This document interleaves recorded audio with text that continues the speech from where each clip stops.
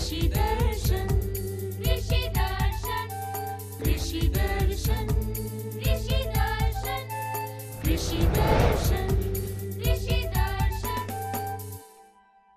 कृषि दर्शन कार्यक्रम में आप सभी किसान भाई बहनों का स्वागत है। झुमकी बहन का जोहार और साथ ही साथ गंदरू भाई की तरफ से भी किसान भाइयों को नमस्कार। तो चलिए आपको लिए चलते हैं कृषि समाचार की ओर। आइए देखते हैं किसान भाइयों कृषि समाचार। नमस्कार, कृषि समाचार में आपका स्वागत है। मैं हूं पूनम। आइए देखते हैं आज कृषि समाचार में क्या है खास। राज्य में किसानों को बीज उत्पादन एवं विपणन संबंधी सुविधा उपलब्ध। देश के जीडीपी में कृषि का योगदान घटा। गोभी वर्गीय फसलों में जैविक कीटनाशी का ही उपयोग करें। अब समाचार विस्तार से। झारखंड कृषि विभाग द्वारा राज्य में किसानों को बीज उत्पादन एवं विपणन संबंधी सुविधा प्रदान की जा रही है। राज्य के किसान इससे लाभ उठा सकते हैं। इसमें झारखंड के चुनिंदा जिलों में विभिन्न फसलों के उच्च गुणवत्तापूर्ण बीजों का उत्पादन और इसे खरीदने बेचने के लिए विपणन केंद्र की व्यवस्था की गई है। किसान इन केंद्रों से बीज खरीद भी सकते हैं और अपने खेतों में उपजाए बीज बेच भी सकते हैं। भारत में जीडीपी यानी सकल घरेलू उत्पाद में कृषि का योगदान लगातार घटता जा रहा है। विशेषज्ञों का मानना है कि अन्य क्षेत्रों में रोजगार के अवसर बढ़ने से ऐसा हुआ है। वर्ष 1950-51 में कृषि की जीडीपी में 51.9% हिस्सेदारी थी, जो वर्ष 2012-13 में घटकर 13.7% रह गई है, जबकि 2009-10 में यह 14.6% थी। गोभी वर्गीय फसलों में कम से कम कीटनाशी दवा का उपयोग करना चाहिए। अगर जरूरी हो तो जैविक कीटनाशी का ही इस्तेमाल करें। इससे हॉल्ट डेल्फिन या बायोलैब दवा 1.5 से 2 ग्राम प्रति लीटर पानी की दर से घोल बनाकर फसल पर छिड़काव करना चाहिए। गोभी वर्गीय फसलों का नैसर्गिक स्वभाव कुछ ऐसा होता है कि कीटनाशी दवाइयों के इस्तेमाल से उत्पादन पर प्रतिकूल प्रभाव पड़ता है। इसलिए गोभी में न के बराबर कीटनाशी का छिड़काव करें। बहुत जरूरी हो तो जैविक कीटनाशी का ही उपयोग करें। जो गोभी है, बंधा गोभी है, उसमें हम लोग को कोशिश करें कि अधिक से अधिक जैविक कीटनाशक का व्यवहार करें। और अगर गोभी में ज़्यादा दवा देने की जरूरत नहीं है, आप 3-4 बार ही दवा दे सकते हैं बदल बदल करके। जैसे एक तो कीटाणु युक्त दवा बाजार में मिलता है, कीटाणु युक्त, जिसका नाम है हाल्ट या डेल्फिन या बायोलैब। या इसमें कोई भी दवा मिल जाए तो 1 लीटर पानी में 1.5 से 2 ग्राम का घोल बना करके और उसको दोपहर के बाद छिड़काव करते हैं, तो जो गोभी वर्गीय फसलों में कीट का नियंत्रण नहीं हो पाता है वो इसको आसानी से नियंत्रित करेगा। जो किसान ग्लोडिलस फूल की व्यावसायिक खेती करना चाहते हैं, वो इस फसल से अधिकाधिक उपज प्राप्त करने के लिए अमेरिकन ब्यूटी, जैक्सनविले गोल्ड, हर मैजेस्टी और सेंसरी नामक उन्नत प्रभेद लगाएं। ग्लेडियोलस फूल की खेती के लिए जीवांश युक्त बलुई दोमट मिट्टी वाले खेत का चयन करें, जिसका पीएच मान 7 के आसपास हो। बुआई में 1.6 लाख कंद प्रति हेक्टेयर की दर से लगाएं और पौधों के बीच 30 गुना 20 सेंटीमीटर की दूरी रखें। किसान भाई इस फसल से बेहतर उपज पाने के लिए अमेरिकन ब्यूटी, जैक्सनविले गोल्ड, हर मैजेस्टी या सेंसरी नामक उन्नत प्रभेद लगाएं। इनकी उत्पादन क्षमता 2 से 3 लाख फूल प्रति हेक्टेयर प्रति वर्ष है। किसान अगर पॉली हाउस में बिचड़ा उत्पादन कर रहे हैं तो पौधों को पानी पटाने के लिए झरनी का इस्तेमाल कर सकते हैं। ये प्रो ट्रे में लगे बिचड़ों के पटवन के लिए भी एक कारगर उपकरण माना जाता है। सफल किसानों की कड़ी में आज हमसे जुड़े हैं एक ऐसे किसान जिनके खेतों में लहलहाती हुई फसल ही उनकी कामयाबी का प्रमाण है। आइए मिलते हैं उस सफल किसान से जो अपने कृषि कार्य से जुड़े हर छोटे बड़े काम पर बारीक नजर रखते हैं और उसे पूरी निष्ठा एवं तत्परता से संपन्न करते हैं। इनकी यही सजगता इन्हें हर फसल से अच्छी उपज दिलाने में मददगार साबित होता है। आइए इनसे मिलकर साझा करते हैं इनका कृषि अनुभव। मैं पहले कुछ नहीं करता था, ऐसे इंसान लोग का खेत तरफ जाते थे और पहले सोचे कि मूल्य लगाया था, उसको पूछे कि मूल्य कैसे लगाया जाता है, वो बताया कि वो कम पूंजी में लगता है। हम सोचे चलो ठीक है, मेरे पास पैसा नहीं था पहले। उसके बाद मूली का खेती की, तो मूली की खेती की। उसके बाद मेरा कुछ पूंजी हो गया आगे खेती लगाने का। और अब एक नजर राज्य के 5 प्रमुख शहरों के मौसम के मिजाज पर। आज राज्य के 5 प्रमुख नगरों के अधिकतम और न्यूनतम तापमान कुछ इस प्रकार दर्ज किए गए।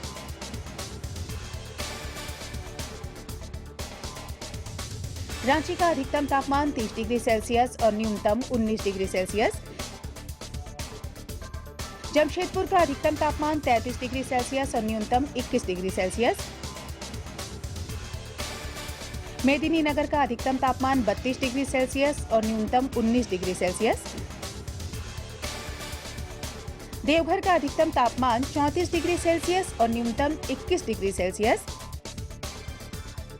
और धनबाद का अधिकतम तापमान 34 डिग्री सेल्सियस और न्यूनतम 22 डिग्री सेल्सियस रहा।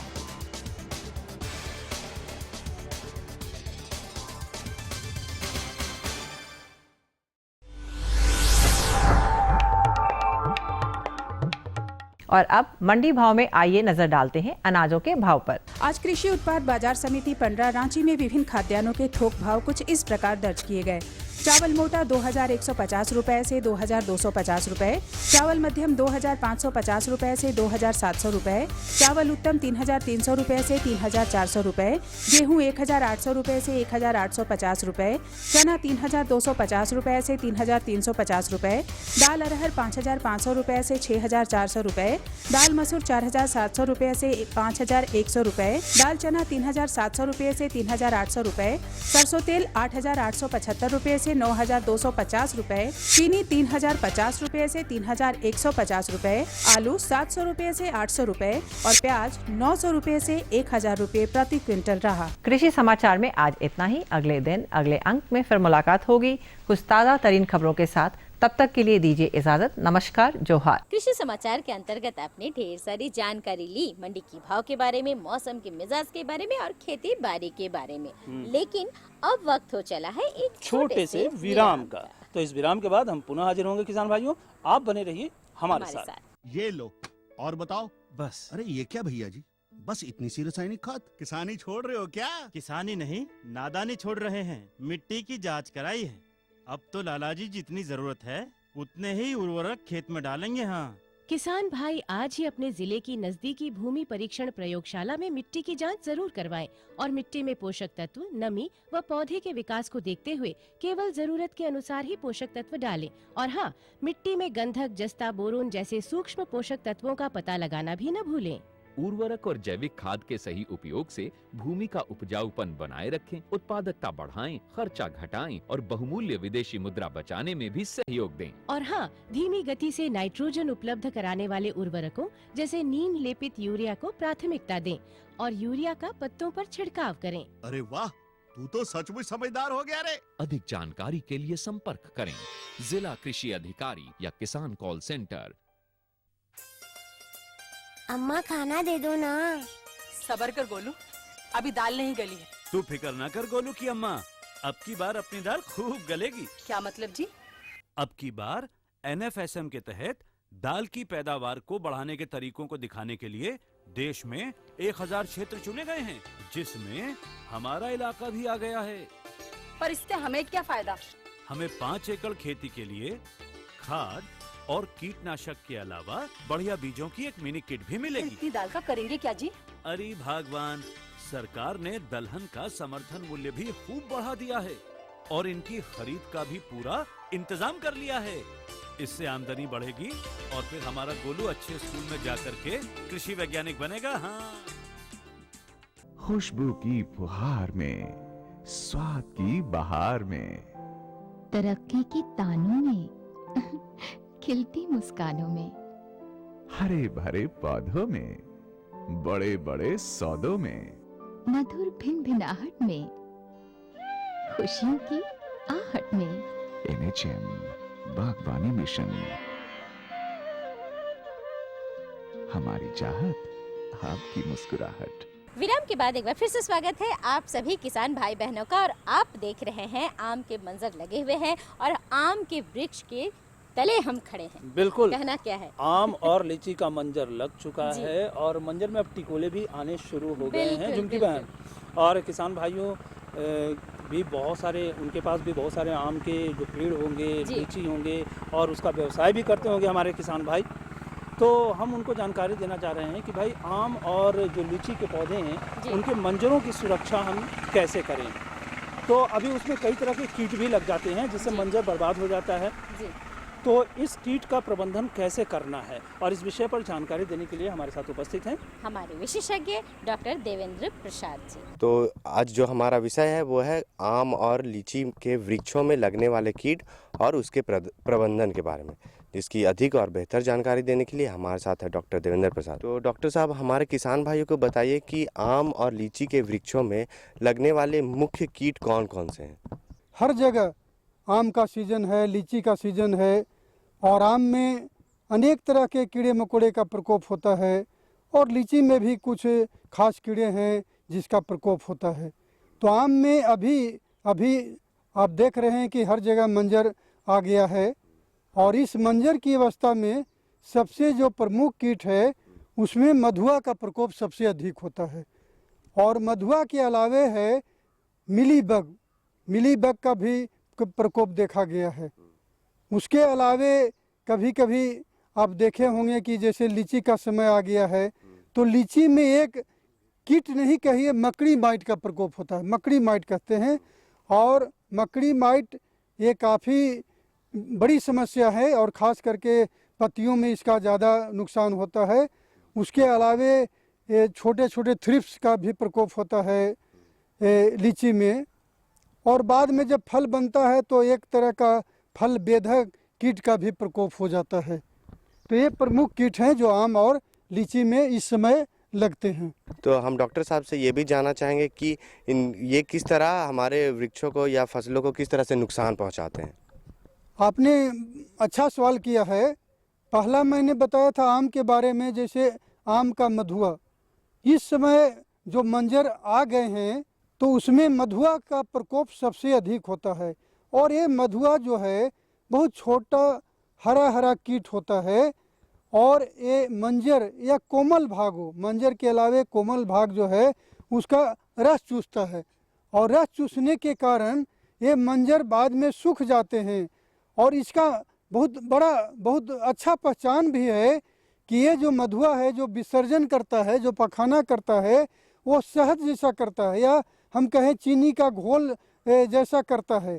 और देखेंगे कि जहाँ मधुआ का अधिक प्रकोप हो गया है तो पत्तियाँ दूर से ही चमकता है क्योंकि उसके ऊपर तरल पदार्थ शहद का रस जैसा या मैं बताया कि चीनी का गाढ़ा घोल जैसा दिखाई पड़ता है, इसलिए वो पत्तियाँ दूर से ही चमकता है। और ये बाद में जो पत्तियाँ हैं उसके चूँकि विसर्जन जो करता है मधुर रस, उसके ऊपर कवक का विकास हो जाता है, काला कवक का विकास हो जाता है, जिसके कारण पत्तियों में जो प्रकाश संश्लेषण होता है, भोजन बनाने की जो क्षमता होती है वो ख़त्म हो जाती है, घट जाती है। तो ये दो तरह से नुकसान करता है। एक तो हमारे मंजर को रस को चूस लेता है जिसके कारण मंजर सूख जाते हैं, फल भी नहीं लगता है। या अगर छोटे छोटे दाने भी लगे हुए हैं और उस समय भी ये मधुआ का प्रकोप होता है तो जो जहाँ से ये दाने बनते हैं वो जो कोमल डंठल है वो भी सूख जाता है, जिसके कारण ये जो दाने बनने वाले जो दाने हैं आम का वो गिर जाते हैं। तो ये काफ़ी नुकसान होता है। उसके अलावे जैसे लीची की बात मैं कहा तो लीची में जो मकड़ी माइट है वो पत्तियों में वेलवेट टाइप का पत्तियों को मोटा बना देता है और जब मोटा बना देता है वो करीब करीब आपका भूरा रंग का हो जाता है और उसमें ये मकड़ी माइट का जो प्रकोप होता है उसके कारण हो जाता है। तो इस तरह जब भूरा हो जाता है पत्तियाँ तो फिर उसमें भोजन बनाने की शक्ति नहीं रह जाती है। शक्ति जब नहीं रह जाती है तो फिर पौधे कमज़ोर हो जाते हैं, फलन भी कमज़ोर हो जाता है, उसमें जो मंजर भी आते हैं वो भी गिर जाते हैं। और उसके अलावे बग का भी कभी कभी प्रकोप होता है। ये बग भी जो है वो मंजर का रस चूसते हैं या कोमल पत्तियों का रस चूसते हैं, जिसके कारण पत्तियां मुड़ जाती है, भोजन बनाने की शक्ति कम हो जाती है। तो अब आपकी जानकारी की आवश्यकता होगी कि इनकी रोकथाम के लिए हमें क्या करना चाहिए। जी। तो हमारे डॉक्टर साहब आपको बहुत बेहतर जानकारी देंगे कि इन कीटों की रोकथाम के लिए हमारे किसान भाई क्या करें। ये बड़ा आपने प्रश्न अच्छा किया है। किसान भाई को मैं बता देना चाहता हूँ कि आम के मंजर लगा हो या लीची के मंजर लगा हो, उसमें एक अभी दवा जो आ रही जिसका नाम है इंडोक्सा कार्ब 10 लीटर पानी में 5 ml दवा डालें और उसमें 10 ग्राम सर्फ या कपड़े धोने वाला पाउडर को अच्छी तरह से मिला करके आप छिड़काव करते हैं तो आम में जो ये मधुआ है या फिर लीची में जो आपका बग है या फिर और भी लीची में जो दूसरा कीड़ा लगता है उसका ये बहुत अच्छी तरह से रोकथाम करता है। अगर आप अभी इंडोक्सा कार्ब का इस्तेमाल करते हैं तो करीब 12 या 15 दिनों के बाद उसमें मोनोक्रोटोफॉस तरल जो है 10 लीटर पानी में 15 ml का घोल बनावें और 10 ग्राम सर्फ उसमें अच्छी तरह से मिला करके आप छिड़काव करते हैं तो रस चूसने वाला कीड़ा जैसे मधुआ हो गया, थ्रिप्स हो गया, मिली बग हो गया या फिर मैं जो लीची में बताया मकड़ी माइट हो गया या बग हो गया, उसको भी नियंत्रित करता है। हाँ, एक बात और है, अगर खास आपका मकड़ी माइट का प्रकोप है चाहे आपका लीची में हो, उसके लिए एक दवा आता है एमाइट या डाइकोफोल। 1 लीटर पानी में 2 से 2.5 मिलीलीटर का घोल बना करके आप छिड़काव करते हैं तो ये खास दवा है मकड़ी माइट के लिए, उसको बहुत ही अच्छी तरह से कारगर से नियंत्रित करता है। तो आशा करता हूँ किसान भाइयों आपको हमारी सूचना लाभदायक प्राप्त की होगी। तो हमारे डॉक्टर साहब हमारे कार्यक्रम में आए और आप लोगों को इतनी बेहतर जानकारी दी, उसके लिए आपका बहुत बहुत धन्यवाद। नमस्कार।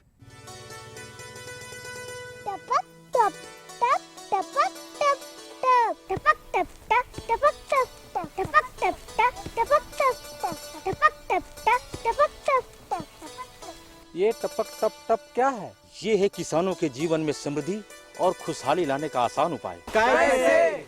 पानी की एक एक बूंद बचाइए, फसलों की सिंचाई के लिए टपकन विधि और स्प्रिंकलर सिस्टम अपनाइए, यानी कि टपक टप टप से खेतों में हरियाली लाइए और जीवन में खुशहाली।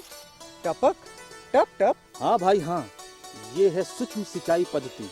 इसमें 50% तक पानी के साथ साथ उर्वरकों की बचत होती है। वाह भाई, ये तो कमाल हो गया। एक कमाल और, वो क्या? इसके लिए सरकार द्वारा अनुदान भी मुहैया कराया जा रहा है, साथ में ऋण की सुविधा भी उपलब्ध है। अब समझ में आया टपक टप टप। तो भाई काफ़ी अच्छी जानकारी थी और अब हमें लगता है कि किसान भाई भी अपने मंजर की जो सुरक्षा है वो कीटों से अच्छी तरह से कर पाएंगे। बिल्कुल बिल्कुल, और उत्पादन बहुत अधिक बढ़ाएंगे। हाँ, और अगली जो जानकारी है झुमकी बहन, अगली जानकारी क्या है? अरे इसके लिए हमें जाना पड़ेगा कारू दादा के पास। अरे हाँ, कारू दादा चलिए कारू दादा को ढूंढते हैं। चलिए। अरे कारू दादा आपको ढूंढते हमको बहुत जल्दी है। कहाँ? अरे हमारा जो शुगर सब एकदम उसको कुछ हो गया है, बुखार जैसा लग रहा है, गजबे सब कर रहा है, इसीलिए हम जल्दी से डॉक्टर पास जा रहे हैं। अरे कल ही हमारे विशेषज्ञ बता रहे थे कि अभी शुक्रों में ना स्वाइन फ्लू की जो बीमारी है। अच्छा, जो रविंद्र जी बता रहे थे। रविंद्र जी बता रहे थे स्वाइन फ्लू के बारे में। कहीं आपके शुगर को स्वाइन फ्लू तो नहीं हो गया है? अब हमको तो जानकारी नहीं है, समझ में नहीं आ रहा है कि उसको क्या हुआ, लेकिन उसको बुखार जैसा कुछ चीज हो गया। अच्छा, तो ऐसा करते हैं ना आप बढ़िए, हम लोग नहीं बढ़ने की बात नहीं है। अभी जो हमारे जो विशेषज्ञ हैं जो जानकारी देने जा रहे हैं उस जानकारी को आप भी देख लीजिए। हाँ। और उस जानकारी से हो सकता है कि आपके शुगर का भी बचाव हो जाए। और हमारे बहुत सारे किसान भाई हैं उनको भी इस तरह की समस्या आती है। तो झुमकी बहन आप फटाफट जानकारी दीजिए। बिल्कुल, हमारे विशेषज्ञ डॉक्टर रविंद्र जी से इस विषय पर हम लोग जानकारी ले लेते हैं फटाफट, क्योंकि कारू दादा को भी हड़बड़ी है। ऐसे किसान भाई जो कि पशुपालन से जुड़े हुए हैं, खासकर वो किसान भाई जो कि सूकरों का पालन करते हैं, उनके लिए ये बहुत ज़्यादा ज़रूरी है कि वो सूकरों में होने वाली बीमारियों को भी बखूबी जाने, नहीं तो उनके उत्पादन में काफ़ी प्रभाव पड़ सकता है। तो इस पर विशेष जानकारी देने के लिए आज हमारे साथ मौजूद हैं डॉक्टर रविंद्र कुमार जी। तो सबसे पहले आज जो सूकरों में होने वाली बीमारी है उस पर हम चर्चा करेंगे। जो एक अहम बीमारी है जिसके कारण कि सूकरों में मृत्यु हो जाती है वो है स्वाइन फीवर। अगर यह फीवर एक बार लग जाए तो कोई उपाय नहीं है, सिर्फ यही कि सूकरों की मृत्यु हो जाती है। लेकिन इसका उपाय है, आप पूर्व में क्या क्या कर सकते हैं उस पर विशेष जानकारी देंगे हमारे विशेषज्ञ। तो सबसे पहले ये बताएं कि सूकरों में जो ये स्वाइन फीवर है वो है क्या? स्वाइन फीवर एक बीमारी है जो सूकरों में ही होता है, या जंगली सूकर हो या जो किसान भाई सूकर पालन करते हैं, सिर्फ सूकरों में ही ये बीमारी होता है स्वाइन फीवर। और चूँकि स्वाइन फीवर ये विषाणु जनित रोग है, तो विषाणु जनित रोग होने के कारण ये काफ़ी खतरनाक बीमारी हो जाता है और ये बीमारी होने के बाद इसका इलाज भी संभव नहीं है। इसलिए मैं किसान भाई को ये बताना चाहता हूँ कि ये जो है सूकर ज्वर या स्वाइन फीवर जिसको कहते हैं, इसका सिर्फ बचाव ही उपाय है और इसके बारे में सही जानकारी होना आपको बहुत ज़रूरी है, ताकि इसको सही समय पे आप इसका टीकाकरण करके इसको बचा सकते हैं। तो सूकर स्वाइन फीवर या सूकर ज्वर जो बीमारी होता है उसमें टीकाकरण करने का अभी सही समय है। अभी आप समय करेंगे, क्योंकि ये बीमारी का ऐसे तो सालों भर ये बीमारी हो सकती है, लेकिन ज़्यादा प्रकोप इसका देखने के लिए आपको अप्रैल मई जून के जो महीने होते हैं जिस समय गर्मी ज़्यादा होती है उस समय इसका प्रकोप ज़्यादा देखने को मिलता है। तो अब इसमें लक्षण के बारे में बताना चाहूँगा कि इसको कैसे पहचान करेंगे कि सूकर ज्वर या स्वाइन फीवर जो बीमारी है उसकी पहचान कैसे करेंगे। तो हमारे किसान भाई अभी मैं समझता हूँ जो भी सूकर पालन से जुड़े हैं वो इस बीमारी के बारे में भली भांति जानते होंगे कि किस तरह की ये बीमारी है। तो ये जो स्वाइन फीवर बीमारी है तो इसमें लक्षण की यदि बात करते हैं तो एक्यूट केस में पहला जो सबसे ज़रूरी लक्षण है कि अचानक जानवरों की मृत्यु होना। जैसे ही बीमारी आती है जानवर में ये बीमारी लगता है और उसकी मृत्यु होने लगती है। ये जैसे ही इस बीमारी का प्रकोप होता है फार्म में, तो उस बीमारी का प्रकोप होने के 2 से 1 सप्ताह के बीच में जानवर की मृत्यु होने लगती है। आज बीमारी आया, कल परसों से जानवर बीमारी से अफेक्टेड हो जाता है और जानवर मरने लगते हैं। तो ये पहला लक्षण है। दूसरा लक्षण है कि यदि ये कोई बीमारी से ग्रसित सूकर अगर ये तुरंत नहीं मरता है या 6-7 दिन 10 दिन रहता है, उसमें कुछ लक्षण देखने को मिलता है, जैसे वो कमज़ोर हो जाता है, चलने फिरने में लड़खड़ाता है, बहुत तेज़ बुखार होता है। आप देखेंगे जो भी सूकर ग्रसित होता है, ऐसे तो सूकरों का साधारण तापमान जो होता है वो 103 डिग्री 102 डिग्री 3 डिग्री होता है, लेकिन जब ये बीमारी से ग्रसित होता है तो 106-107 हाई फीवर, जैसा कि नाम से ही ये है स्वाइन फीवर, बहुत तेज़ बुखार होता है और जो है पशुओं में लंगड़ापन शुरू हो जाता है, पीछे का भाग जो होता है वो उसमें पैरालिसिस हो सकता है, कॉन्स्टिपेशन होता है सूकरों में, फिर डायरिया शुरू हो जाता है और सूकर जो है इससे मरने लगते हैं। छोटे छौने भी इससे मरते हैं और बड़े सूकर भी मरते हैं। तो इससे काफ़ी ज़्यादा जो है सूकर पालकों को इस बीमारी से हानि होती है। तो इससे बचाने के लिए जो है कि उसका उपाय करना चाहिए और इसकी समुचित जानकारी जो है हमारे किसान भाइयों को होनी चाहिए। बचाव के रूप में हमें हमारे विशेषज्ञ ने यह बताया है कि आप टीकाकरण कर लें और उसके लिए उचित समय यही है। तो झारखंड में विशेष रूप से अलग अलग ज़िलों में कहाँ से वो टीकाकरण करवा सकते हैं, या अगर जो विशेष जानकारी चाहिए वो कहाँ से वो उपलब्ध करवाएं, आइए ये जान लें। जी हाँ, ये जो बीमारी होती है इसका सबसे ज़रूरी है कि हमारे किसान भाई टीकाकरण इनको कराना चाहिए। और ये जो भी किसान भाई जो गांव में भी रहते हैं वो भी उनको हमेशा ये प्रॉब्लम होता है कि टीका उपलब्ध नहीं है। तो टीकाकरण कराने का मैं बताता हूँ कि सही उम्र जो है छोटे छौने में जब बच्चे को माँ से अलग करते हैं, यानी 6 से 8 में पहला टीकाकरण कर दें। और इस टीके की 1 ml 1 शीशी जो होता है वो चमड़े में हम लोग देते हैं और उसमें देने के बाद ये 6 महीने तक इस बीमारी से हम लोग उसका बचाव कर सकते हैं। हर 6 महीने पे पुनः इसका जो है टीकाकरण करना होगा। और बड़े हो या बच्चे दोनों में 1 ml मात्रा चमड़े में आप स्वाइन फीवर के टीके को लगाएं और इस बीमारी से बचा सकते हैं। ये बीमारी का टीका मिलने के लिए जो है हमारे बहुत सारे किसान भाई फ़ोन करते हैं कि टीका कहाँ से उपलब्ध हो सकता है। तो ये टीका हमारे LRS पशु स्वास्थ्य केंद्र जो है, आप अपने नज़दीकी जो वेटनरी डॉक्टर हैं, पशु चिकित्सक हैं, उनसे कांटेक्ट करें, वो इसको उपलब्ध करा सकते हैं। या फिर रांची में जो पशु स्वास्थ्य केंद्र है वहाँ से ये जो है टीका उपलब्ध हो सकता है। या फिर कोलकाता में बरेली में भी ये जो है कि टीका उपलब्ध है, जो टीका ये कंपनी बनाती है वहाँ से ये टीका जो है आप उपलब्ध करा सकते हैं। और इस टीका में एक और बात है कि जो टीका आप ले जाएंगे वो टीके को बर्फ़ में रखना ज़रूरी होता है। आप कहीं से शहर से ला रहे हैं, आपका गांव 25-30 किलोमीटर या 100 किलोमीटर दूर है, तो उसको कोल्ड चेन मेंटेन करना होगा। आपको थर्मस फ्लास्क रखना होगा, उसमें बर्फ़ डाल करके उस टीके को शीशी में रख करके और उसको गांव तक लें, क्योंकि अगर वो उसका वातावरण गर्म हो गया तो टीका खराब होने की संभावना हो जाती है। तो इसलिए किसान भाई जो शुकर पालक है वो अचानक हानि से बिल्कुल टूट जाते हैं, उनको काफ़ी लॉस होता है। तो इससे बचाने के लिए जो है कि आप टीकाकरण समय पे ज़रूर करें। और अभी भी वक्त है, जो भी हमारे किसान भाई ने टीकाकरण नहीं कराया, अभी का समय है, आप जल्द से जल्द अपने शुकरों को टीकाकरण करके इस बीमारी से आप निजात पा सकते हैं। मुझे लगता है कि आपके लिए ये काफ़ी बेहतरीन जानकारियाँ साबित हो सकती है। सबसे पहले हम धन्यवाद करते हैं अपने विशेषज्ञ का। आपका बहुत बहुत धन्यवाद। थैंक यू, धन्यवाद। हाँ, जो बताया ना डॉक्टर साहब, हाँ। ऐसे ऐसे हमारा सुअर को हो रहा है। अरे तो आपको ख्याल रखना होगा, बहुत ख्याल रखना होगा। हाँ। और आप किसी पशु विशेषज्ञ से मिलिए और उनको ला करके अपने शुकर की देखभाल यानी जो चिकित्सा है वो जांच वगैरह करवाइए और इससे आपको फायदा होगा ही होगा। हम निकलते हैं, जाते हैं। ठीक है, ठीक है। ये तो बहुत बड़ी समस्या है। बिल्कुल बहुत बड़ी समस्या है। और किसान भाइयों, अगर आपके शुक्रों में भी इस तरह के लक्षण अगर दिखाई पड़ते हैं जो हमारे अभी विशेषज्ञ महोदय ने बताया, और इस तरह की कोई भी समस्या है, तो आप अपने जो पशु विशेषज्ञ हैं उनसे ज़रूर राय लें, उनसे ज़रूर मिलें और उनकी चिकित्सा करवाएं। तो और क्या जानकारी है? बिल्कुल हाँ, हमें ले चलना होगा अपने किसान भाई बहनों को IMD पुणे, कुछ जानकारी वहाँ से भी ले लेते हैं। भारतीय मौसम विभाग पुणे से प्राप्त आज का मौसम पूर्वानुमान इस प्रकार है। आकाश में बादल रहेंगे। हवा दक्षिण से पश्चिम की ओर 7 किलोमीटर प्रति घंटा की रफ्तार से चलेगी। अधिकतम तापमान 27 डिग्री सेल्सियस और न्यूनतम 15 डिग्री सेल्सियस रहने की संभावना है। अब मौसम पूर्वानुमान पर आधारित कृषि सलाह। बारिश हो तो रबी फसलों की कटाई रोक दें और कटी हुई फसलों को सुरक्षित स्थानों पर रख दें। जो किसान गर्मा धान का रोपा कर चुके हैं वे खेत में जल जमाव बनाए रखें। आम एवं लीची पेड़ों में फूल और फल लगने पर नियमित रूप से सिंचाई करते रहें। चलिए, एक काम भी हमारा पूरा हुआ, लेकिन एक काम बाकी है। ताकि आप अपने सुझाव और समस्या हम तक लिख कर भेज सके, इसलिए हमें बताना होगा आपको हमारा पता है कार्यक्रम कृषि दर्शन, कृषि प्रकोष्ठ, द्वारा केंद्र निदेशक, दूरदर्शन केंद्र, रातू रोड, रांची। पिन संख्या है 834 001। तो किसान भाइयों, इसी के साथ हम सबको दीजिए अनुमति। नमस्कार।